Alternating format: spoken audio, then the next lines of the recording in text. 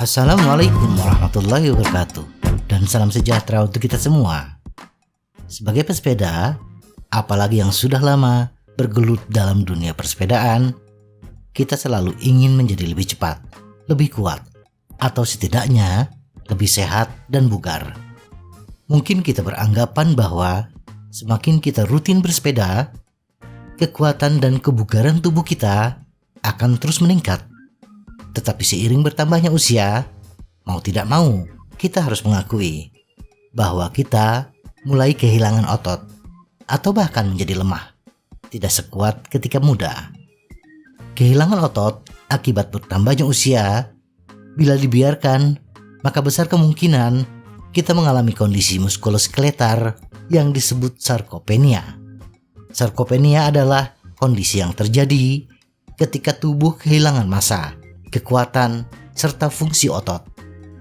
Penurunan massa dan fungsi otot ini terjadi karena adanya bentrok, proses katabolisme atau penghancuran, dan anabolisme atau pembentukan di dalam sel otot. Nah, berikut ini beberapa informasi yang patut diketahui oleh pesepeda tentang kehilangan otot yang terkait dengan bertambahnya usia, serta cara mencegah terjadinya sarkopenia.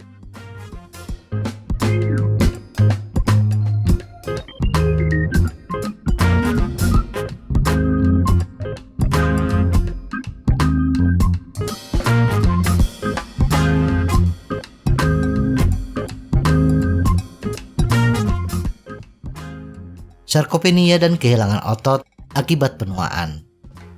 Sarkopenia adalah kondisi setelah kehilangan otot akibat bertambahnya usia. Kehilangan otot adalah hal yang wajar ketika bertambahnya usia. Tetapi kehilangan otot ini biasanya tidak berdampak besar pada kesehatan kita. Seseorang dikatakan mengalami sarkopenia bila kehilangan otot tersebut dibarengi dengan hilangnya kekuatan dan fungsi otot, sehingga merugikan kesehatan seseorang. Sarkopenia bisa sangat merugikan, sehingga dapat meningkatkan risiko jatuh dan patah tulang, bahkan dapat menyebabkan penurunan fungsional, kelemahan, dan kematian. Tidak semua orang mengalami sarkopenia, tetapi semua orang akan mengalami perlambatan massa dan kekuatan otot seiring bertambahnya usia. Bila awalnya kita bisa bersepeda di tanjakan, walaupun usia kita sudah lanjut, tetapi di kemudian hari, setelah beberapa minggu bahkan berbulan-bulan, kita tidak bersepeda, kita merasakan kehilangan tenaga. Tanjakan yang dahulunya masih enteng dilalui, saat ini terasa sangat berat. Itulah gejala awal sarkopenia. Apalagi bila kita merasa kehilangan tenaga, hanya sekadar mengangkat beban yang tidak terlalu berat, maka segeralah ke dokter. Yang harus kita ketahui tentang sarkopenia, secara alami, semakin bertambahnya usia, khususnya memasuki usia 50 tahun ke atas, cenderung berisiko besar mengalami sarkopenia. Mereka yang secara fisik tidak aktif, tidak berolahraga, atau tidak makan dengan baik, terutama ketercukupan protein, memiliki risiko tertinggi. Meskipun olahraga baik untuk kita yang lanjut usia dan berisiko mengalami sarkopenia, bersepeda tidak serta-merta mencegah kondisi tersebut. Olahraga jenis aerobik seperti bersepeda tidak banyak membantu untuk menangkal sarkopenia.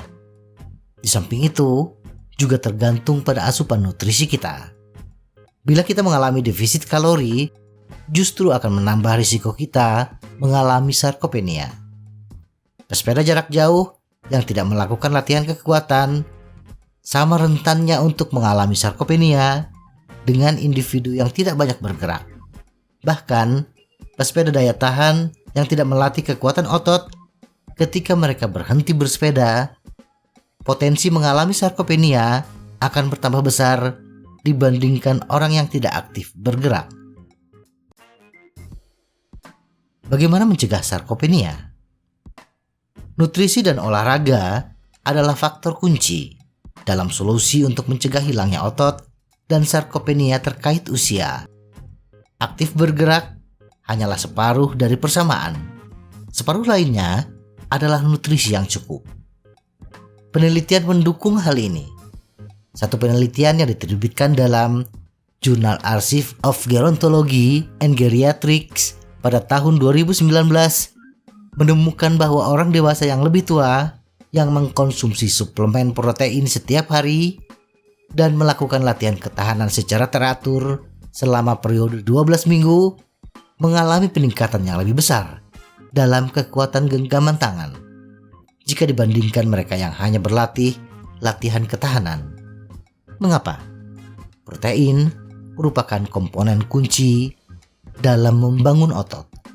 Satu-satunya cara agar kita dapat melakukan perbaikan dan sintetis otot adalah dengan mengganti asam amino dan protein yang telah kita ambil dari otot untuk memperbaiki dan memulihkan diri. Ketika kita mengalami kekurangan gizi, entah karena tidak makan apapun atau semua yang kita makan adalah sampah, kita bisa berisiko tinggi terkena sarkopenia. Penelitian juga mengungkapkan hal ini. Sebuah penelitian cohort yang diterbitkan dalam Jurnal Nutrients pada tahun 2019 menemukan malnutrisi adalah prediktor kuat timbulnya sarkopenia, meningkatkan risiko 4 kali lipat. Terlebih lagi, penelitian lain menemukan bahwa mengkonsumsi suplemen nutrisi seperti vitamin D dapat membantu meningkatkan kualitas otot pada orang yang sudah memasuki usia tua. Para peneliti dari uji acak yang diterbitkan pada tahun 2015 menemukan setelah 12 minggu pelatihan ketahanan, pria lanjut usia yang juga menerima suplemen vitamin D mengalami peningkatan kualitas otot yang lebih besar dibandingkan orang yang lebih muda yang hanya berlatih tetapi tidak mengkonsumsi vitamin D.